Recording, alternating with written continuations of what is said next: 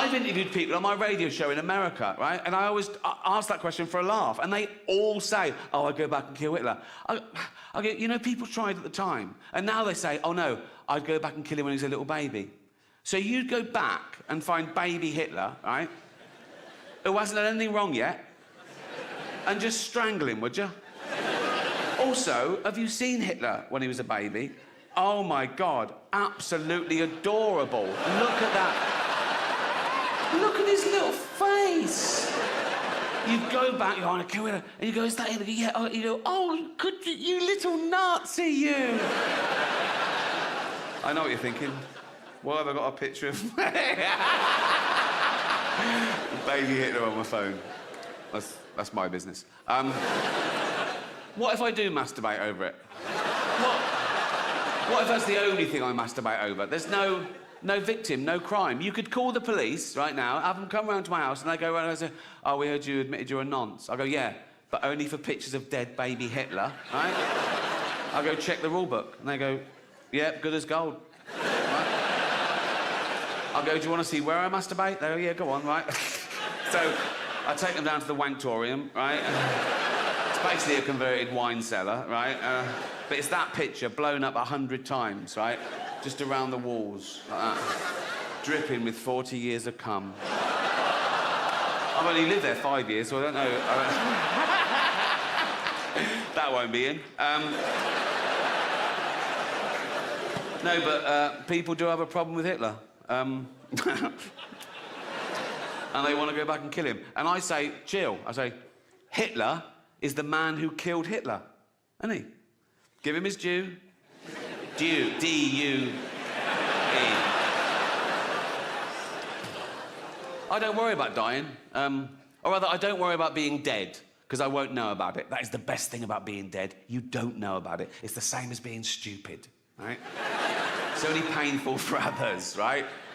I worry about how I die. I don't want to die alone in agony, or I don't want to be found in a wardrobe hanging by a belt wearing ladies' tights covered in amyl nitrate. You know what I mean? I'm not into that shit. So if I am found like that, just know that one of my mates has stitched me up, right? No, I don't worry about dying. I don't do anything towards not dying, if you know what I mean. I eat and drink too much every day. I've done for 40 years. Day and night, I eat and drink too much. People say to me, Rick, if you gave up the booze, you'd live an extra 10 years. And I go, yeah, but they're the last 10 years. They're the shit 10 years. I don't want them, right?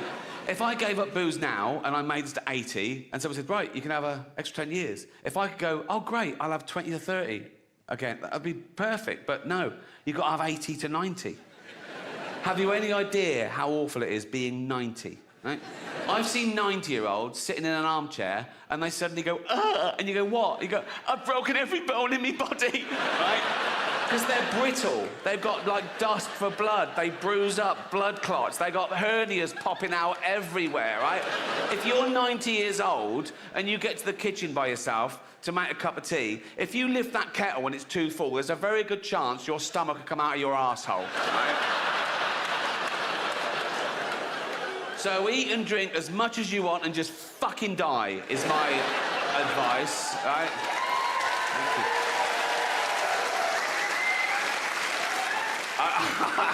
I should say I'm not a doctor, right?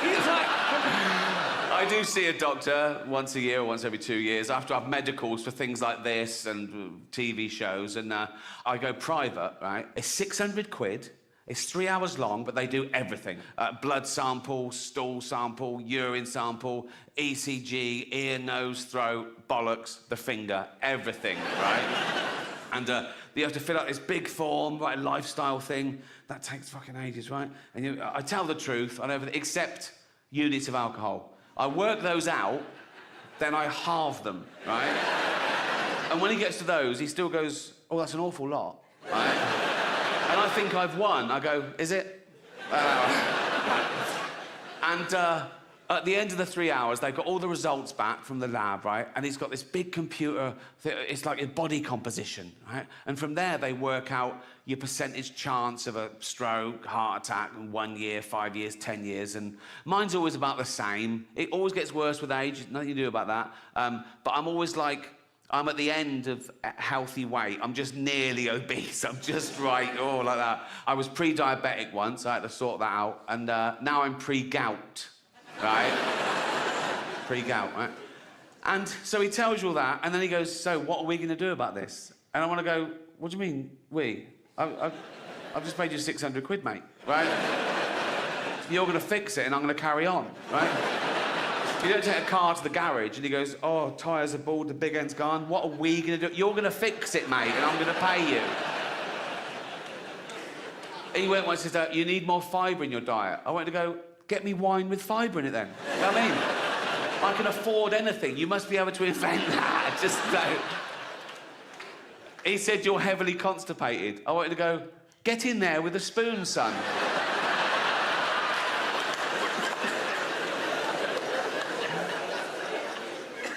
And then they always leave it right to the end. They don't even look up. They go, and can I give you a rectal exam?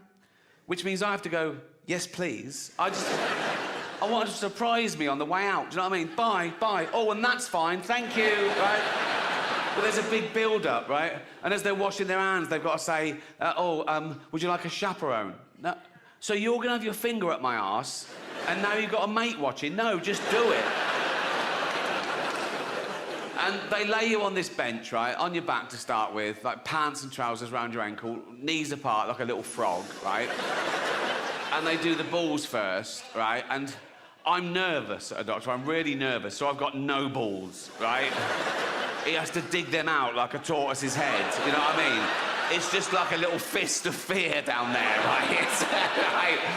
And I fucking hate it. I'm like that, right? It's horrible, right? And then when they turn you on the side and lube you up, go the finger up the arse, that's great, you know. Not great, that's not why I go, but it's... me again, you were here yesterday, come on, come on. But this one time, it was an old man, and it was still a doctor, not just an old man. Doctor said he couldn't make it, so I thought I'd have a go, right? There was a sort of like old school GP, he was about 75, little shirt and tie, tweed jacket, right?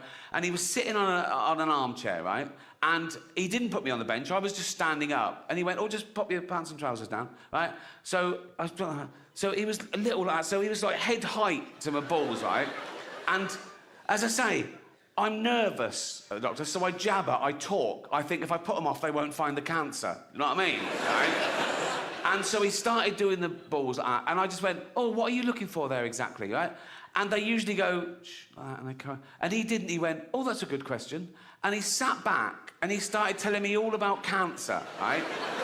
So now I'm just having a chat, right? And he went on for ages, he was loving it, right? And I remember it felt rude to do that. So I was going, all right, right.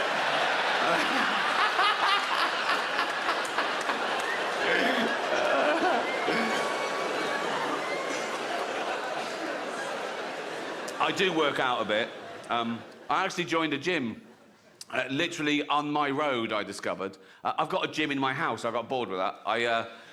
But I thought, if I join a gym, if I pay in advance, like pay a year in advance, right, then I'll try and get value for money, and that'll make me go. Then I remembered, oh, I'm fucking rich. It doesn't, you know what I mean? I could join a different gym every day for a laugh. Just go along and go, there's £2,000. They go, see you tomorrow. I go, you'll never see me again. And I go about once a month, and I sort of do 10 minutes on the machines, and I sort of run home like that, right? I don't use the changing rooms there. I've got a thing about changing rooms, public changing rooms. I always have. I know. I'll tell you why. I don't know if it's the same in ladies' changing rooms, but men are so proud of their offal, right? If I'm in a public place, I have a shower, right? 1 minute, towel, corner, pants on, right? There's blokes walking around naked before the shower, talking to each other, like that, after the shower. There was one bloke in the shower, way too long, right? It took ages, right? And he got out, no towel, just dripping wet, just went up to the mirror and started doing his hair first. I was in there with there was just me and this really fat bloke once in the change room. I was getting changed, and he was there, and he was really big, like 350 pounds, right? And he was naked on one of those precision scales. And he was there for fucking ages, and I was looking at that, he was like that for ages. I wanted to run over and go, mate, you're never going to be an astronaut, right? It doesn't need to be this accurate. Just pop some pants on and take a fucking gram off. And I'm not having a go at fat people. I say, I'm fat, I'm overweight. Do you know why? Because I eat and drink too much. That's what does it. I don't judge fat people, I just know how they got fat. If I see a fat person, I go, well done. You know, you've eaten way more than you'll ever need, same as me, right? If I see a fat couple, I go, yeah, that works, right? But then as they're walking along, right, and you see their little fat toddlers, and you go, ah, that's not fair, right? And the mother always goes, they love cake. Of course they love cake. They're baby mammals. We're the same species as we were like 200,000 years ago. We've got a hunter-gatherer brain, right? All this affluence is so much faster than our human biology. So when you get one of those cakes from the supermarket that's packed with fats and sugar, you do like, your brain goes, fucking hell, that's amazing. Keep eating that, there might not be food tomorrow. But there will be food tomorrow.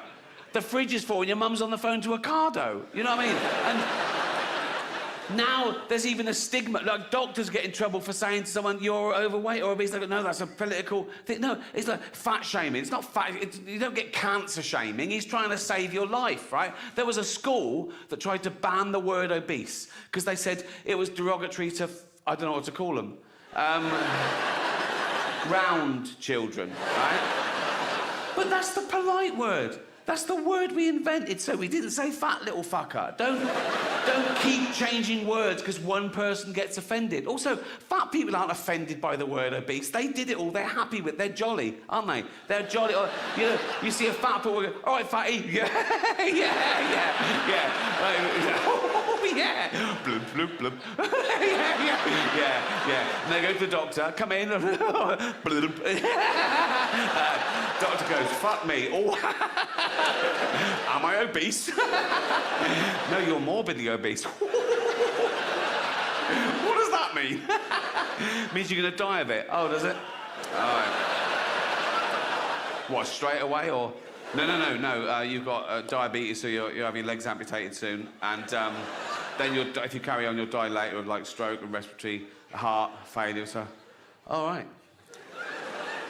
Is there anything I can do?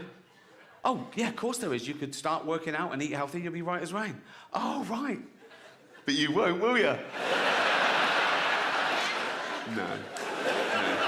And I feel sorry for them, even though it's their fault. When you see one of those documentaries on telly, like the 600-pound man or something, and he's being winched out of his house to go to hospital, right? If you're dangling from a crane, right?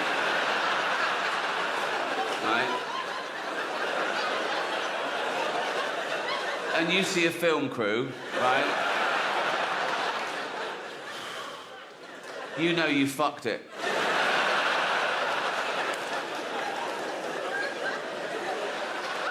And then, you know, as I say, then they wake up the next day and they've had their legs amputated. It's really sad, and they're crying and I'm crying. They're going, oh, God, why did I let it go this far? I'm so stupid. Then they get philosophical about it and they go, I never really used the legs.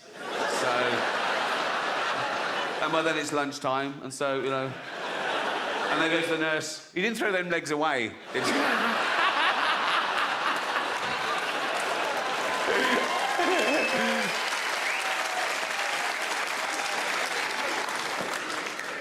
Guys, do you ever act more working class around builders? I do. I can be walking around Leafy Hampstead, right? Book of poems, right? Scarf, right? Just humming Brahms, right? And if some scaffolders go, Ricky, I go, all right, you can't say doing, boys. Like that. And I don't know why I try and impress them. I've always been fascinated with human behaviour, right? But as I said at the beginning, we're the only species that allows the universe to understand itself. But we see all nature through our eyes. So it all comes back to us. Why are we here? What makes us? Is it our genetics or the environment? The old nature versus nurture argument. The psychologist Piaget was once asked, what's more important for the intellect of a person, nature or nurture? And he famously replied, what's more important for the area of a field, length or width? All right, mate, if you don't know the answer, just fucking... But psychology, psychiatry, neuroscience, it's still in its infancy. And we still know so little about the brain. And 150 years ago, we knew nothing. It was all guesswork.